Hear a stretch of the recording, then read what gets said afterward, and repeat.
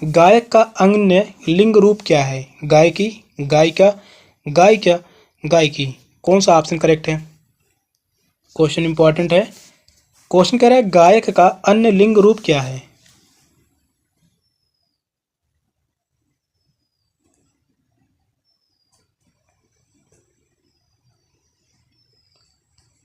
गायक का अन्य लिंग रूप होगा गायिका।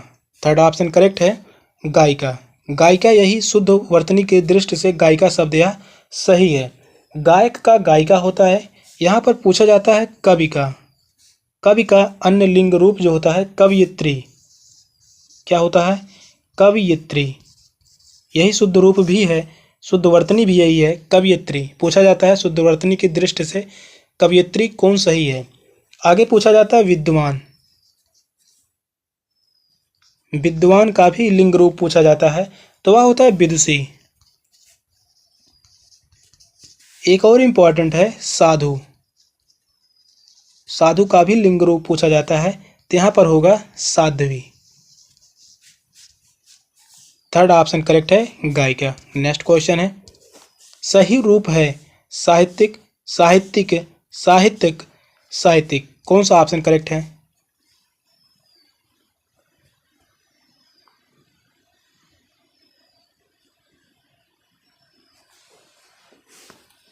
सही रूप पूछा है, शुद्ध वर्तनी पूछा है।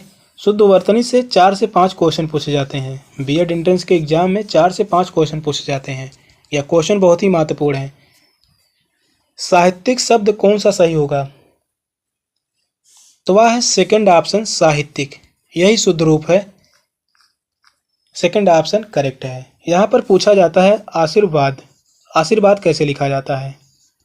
एग्जाम में लिखा रहेगा इस प्रकार से आशीर्वाद, लेकिन इसका शुद्ध रूप जो होगा, शुद्ध वर्तनी होगा आशीर्वाद।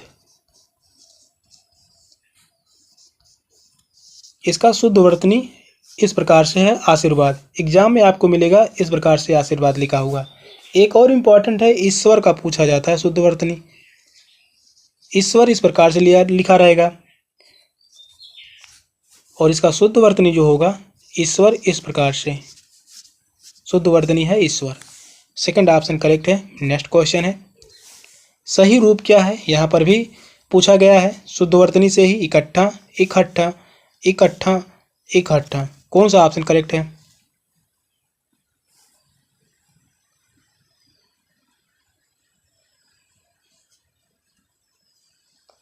सही रूप पूछा है, कौन सा ऑप्शन करेक्ट होगा? क्वेश्चन इंपॉर्टेंट है।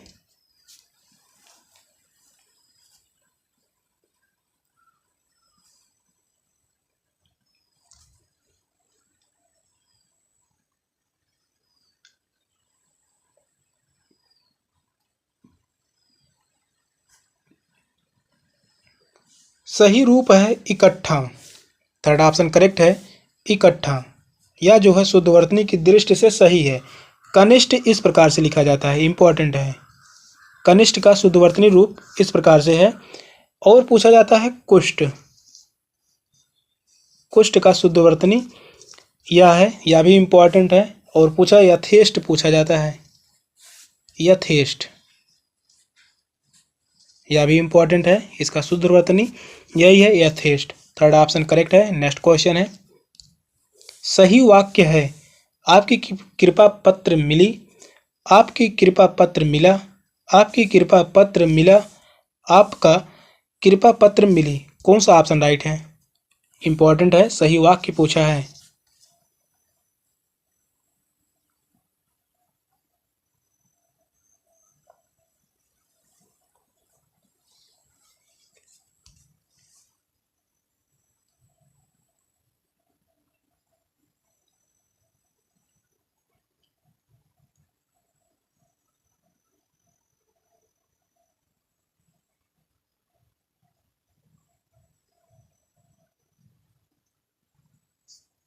सही वाक्य कौन सा है? तो वह सेकंड ऑप्शन, आपका कृपा पत्र मिला। सेकंड ऑप्शन ही करेक्ट है, क्योंकि पत्र शब्द जो है यह पुल्लिंग है। पत्र शब्द जो है यह जो है पुल्लिंग है। यहाँ पर पत्र शब्द पुल्लिंग है, और सर्वनाम तथा सहायक क्रिया भी पुल्लिंग का होगा। तो यहाँ पर आपकी शब्द, आपकी जो है और मिली, ये सभी स्त्रीलिंग हैं। आपकी भी स्त्रीलिंग है और यहाँ पर भी मिली शब्द जो है भी स्त्रीलिंग है। सेकंड ऑप्शन करेक्ट होगा, आपका कृपा पत्र मिला। नेक्स्ट क्वेश्चन है, अंजर पंजर ढीले करना, पिंजरे की मरम्मत करना, पिंजरा खाली करना, बुरी तरह मारना, बुरी तरह सताना। कौन सा ऑप्शन करेक्ट है?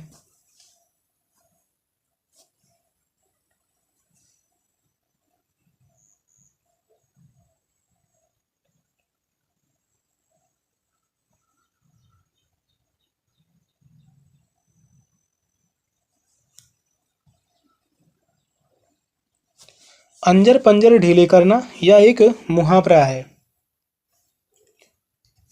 तो इसका अर्थ होगा बुरी तरह मारना। थर्ड ऑप्शन करेक्ट है, बुरी तरह मारना।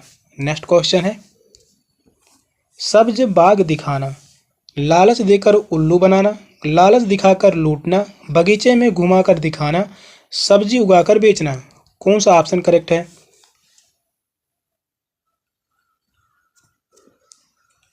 यह भी मुहावरा है, सब्ज बाग दिखाना।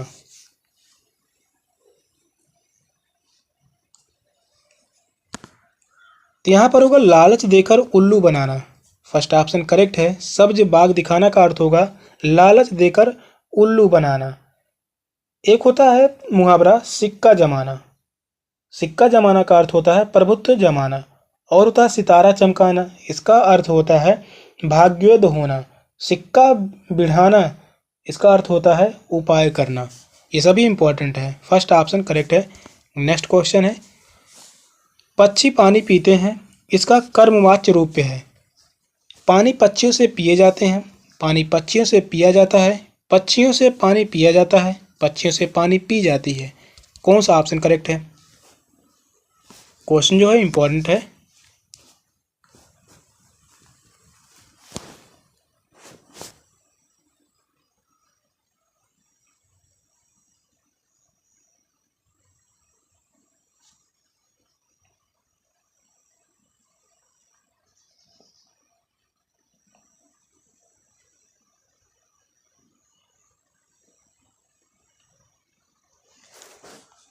पक्षी पानी पीते हैं, इसका कर्मवाच्य क्या होगा?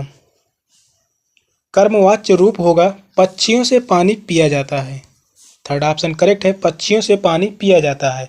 वाच्य क्रिया का रूपांतरण है, जिसके द्वारा यह पता चलता है कि वाक्य में कर्ता कर्म या भाव से किसी की प्रधानता है। और वाच्य के 3 भेद होते हैं, यह भी इंपॉर्टेंट है। वाच्य के 3 भेद होते हैं। पहला जो होता है कृत्यवाच्य, क्वेश्चन इंपॉर्टेंट है, पूछा गया है। कृत्यवाच्य। दूसरा जो होता है कर्मवाच्य, और यहाँ पर तीसरा जो होता है भाववाच्य। वाच्य के 3 भेद होते हैं, कृतवाच्य, कर्मवाच्य, भाववाच्य। थर्ड ऑप्शन करेक्ट है। नेक्स्ट क्वेश्चन है, बेमेल शब्द को चुनिए। भवानी, स्वामिनी, दात्री, पराधीन। कौन सा ऑप्शन राइट है?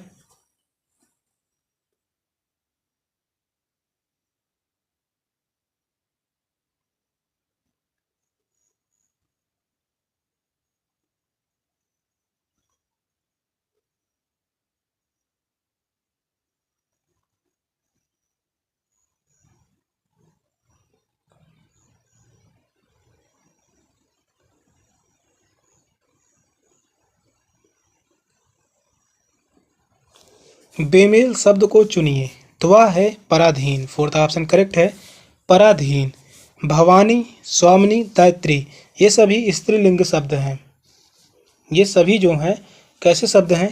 स्त्रीलिंग। फोर्थ ऑप्शन करेक्ट है, पराधीन। नेक्स्ट क्वेश्चन है, कलब। कलब का अर्थ क्या है? भैंस का बच्चा, कुत्ते का बच्चा, मुर्गी का बच्चा या हाथी का बच्चा। कौन सा ऑप्शन करेक्ट है?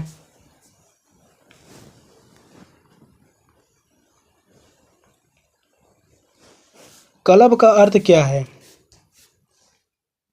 इसका अर्थ है हाथी का बच्चा। हाथी के बच्चे को कहा जाता है कलब। और यहाँ पर दिया गया है मुर्गी का बच्चा। मुर्गी के बच्चे को कहते हैं चूजा। चूजा।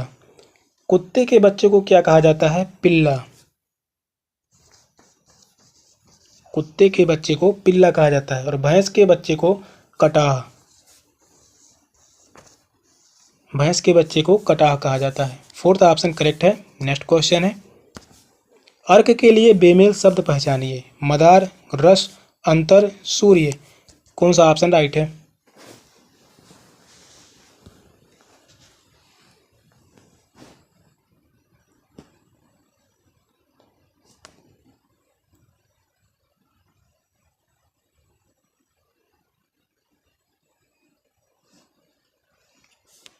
अर्क के लिए बेमेल शब्द तो वह है अंतर। थर्ड ऑप्शन करेक्ट है, अंतर। अर्क का अर्थ अंतर नहीं होता, जबकि सूर्य, मदार, रस ये तीनों अर्क के अंतर हैं। ये जो हैं मदार हैं, रस हैं, सूर्य हैं, ये सभी क्या हैं? अर्क के अर्थ हैं। और यह जो अंतर है अर्क का अर्थ अंतर नहीं होता है। नेक्स्ट क्वेश्चन है, रिपोर्ताज का संबंध डैश डैश से है। पत्रकारिता से, नाटक से, राजनीति से, परंपरा से। कौन सा ऑप्शन राइट है?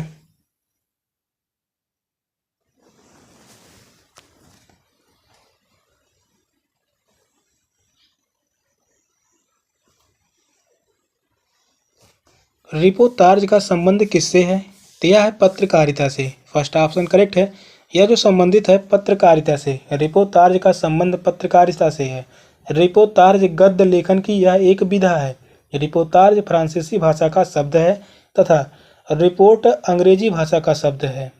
रिपोर्ट जो है वह जो है अंग्रेजी भाषा का शब्द है। तो यह जो संबंधित है रिपोर्ताज पत्रकारिता से संबंधित है। नेक्स्ट क्वेश्चन है, रस्सी को सांप समझ लेना क्या है? संदेह है, अंधविश्वास है, भावना है या भ्रम है? कौन सा ऑप्शन राइट है?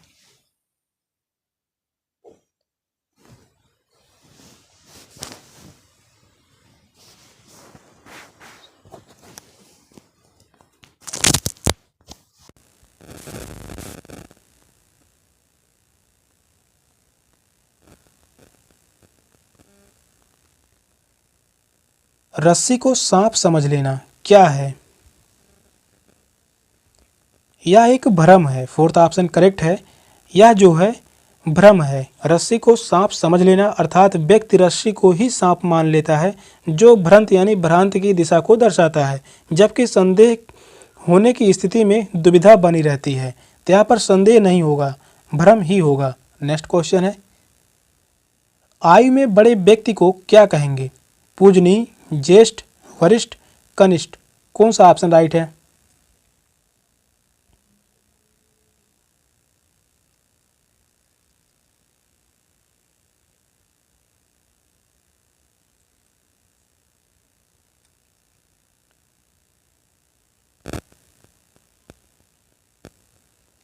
आयु में बड़े व्यक्ति को क्या कहेंगे? तो उसे हम कहते हैं ज्येष्ठ। सेकंड ऑप्शन करेक्ट है, ज्येष्ठ। आयु में बड़े व्यक्ति को ज्येष्ठ कहते हैं, जबकि पूजा करने योग्य हो उसे पूजनीय कहते हैं। पूजनीय किसे कहा जाता है? जो पूजा करने योग्य हो। पूजा करने योग्य हो उसे हम पूजनीय कहते हैं। सेकंड ऑप्शन करेक्ट है। नेक्स्ट क्वेश्चन है, फूल सी सुकोमल मृद भावमयी देवयानी कच के बिना ना जी सकेंगी। यह निश्चित है। उपमा, रूपक, उत्प्रेक्षा, अतिशयोक्ति। कौन सा ऑप्शन राइट है?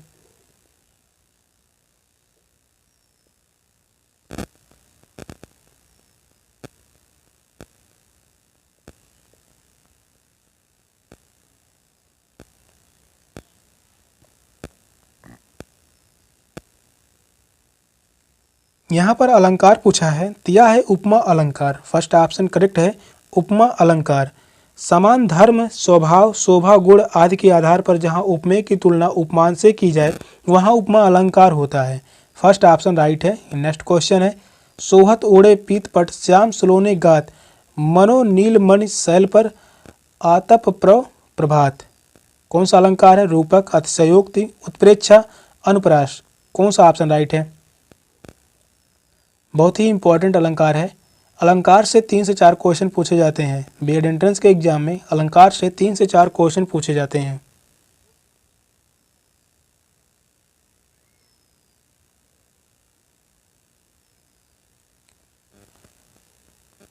सोहत ओढ़े पीतपट श्याम सलोने गात, मनो नीलमणि शैल पर आतप पौ प्रभात। यहाँ पर है उत्प्रेक्षा अलंकार। थर्ड ऑप्शन राइट है। उत्प्रेक्षा अलंकार जब उपमेय में उपमान की संभावना व्यक्त की जाए तो वहाँ उत्प्रेक्षा अलंकार होता है। इसका बोधक शब्द जो होता है उत्प्रेक्षा का, यह बहुत ही महत्वपूर्ण है, जिसमें मानो आ जाए, मनु आ जाए और यहाँ पर मनहु आ जाए और जानो आ जाए, जनु आ जाए, जनहु आ जाए, वहाँ पर उत्प्रेक्षा अलंकार होता है। यहाँ पर देखिए मनो शब्द आया हुआ है, तो यहाँ पर उत्प्रेक्षा अलंकार है। थर्ड ऑप्शन राइट है।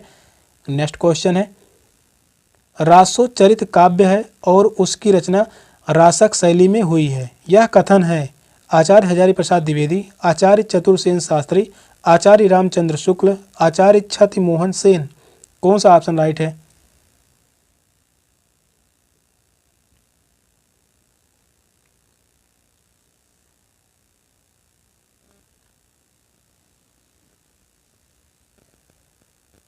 रासोचरित्र काव्य है और उसकी रचना रासक शैली में हुई है। यह कथन किसका है? आचार्य हजारी प्रसाद द्विवेदी का। फर्स्ट ऑप्शन करेक्ट है। आचार्य हजारी प्रसाद द्विवेदी का यह एक कथन है। यह कथन आचार्य हजारी प्रसाद द्विवेदी का है कि रासोचरित्र काव्य है और उसकी रचना रासक शैली में हुई है। नेक्स्ट क्वेश्चन है,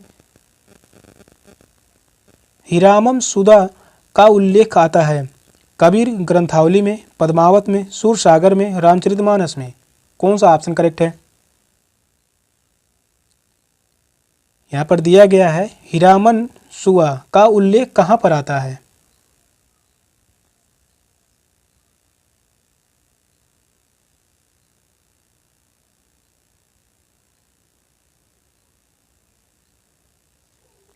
इसका उल्लेख मिलता है पद्मावत में। सेकंड ऑप्शन करेक्ट है, पद्मावत। पद्मावत किसकी रचना है? मलिक मोहम्मद जायसी की। यह रचना किसकी है? जायसी की, मलिक मोहम्मद जायसी की। सेकंड ऑप्शन करेक्ट है। नेक्स्ट क्वेश्चन है, सूरदास के गुरु माधवाचार्य, शंकराचार्य, वल्लभाचार्य, व्यासाचार्य। कौन सा ऑप्शन करेक्ट है? क्वेश्चन बहुत ही महत्वपूर्ण है।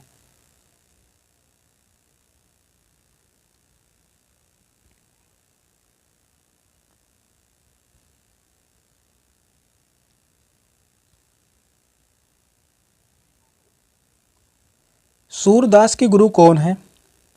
तो वह है वल्लभाचार्य। थर्ड ऑप्शन करेक्ट है, वल्लभाचार्य। वल्लभाचार्य के 4 शिष्य थे। पहले जो थे सूरदास,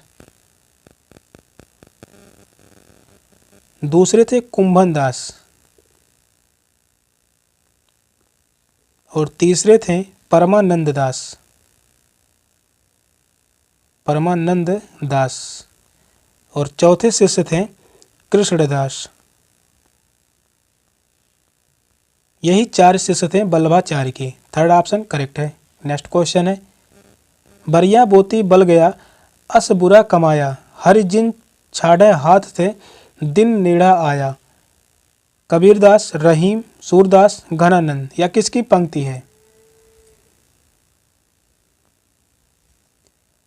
इम्पोर्टेंट पंक्ति है, पूछा गया है। यह जो पूछा गया था 2017 में पूछा गया था बीएड एंट्रेंस के ही एग्जाम में।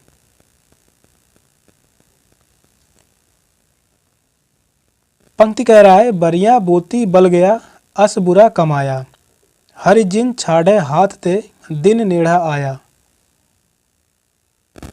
यह पंक्ति है कबीरदास जी की। फर्स्ट ऑप्शन करेक्ट है। यह पंक्ति कबीरदास जी की है। नेक्स्ट क्वेश्चन है, जो घनीभूत पीड़ा थी मस्तक में स्मृति सी छाई, दुर्दिन में आंसू बनकर यह आज बरसने आई। श्लेष, वक्रोक्ति, यमक, अनुप्रास। अलंकार पूछा है। कौन सा अलंकार है? बहुत ही इंपॉर्टेंट है।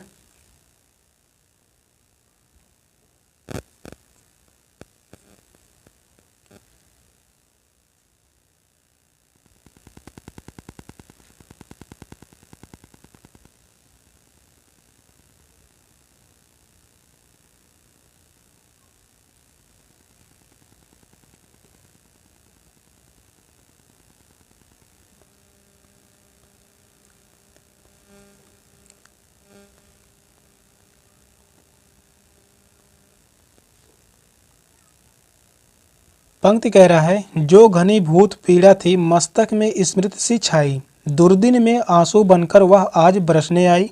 इसमें कौन सा अलंकार है? तो इसमें अलंकार है श्लेष अलंकार।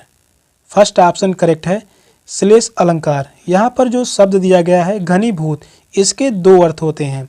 पहला जो अर्थ होता है, मनुष्य के मन में कुछ समय में इकट्ठी पीड़ा जो अब आंसू के रूप में बहकर निकल रही है। और दूसरा अर्थ है, बादल जो कुछ दिनों से पानी को इकट्ठा कर रहे थे वे उसे अब बरसा रहे हैं। तो जहाँ पर दो अर्थ होते हैं वह श्लेष अलंकार होता है।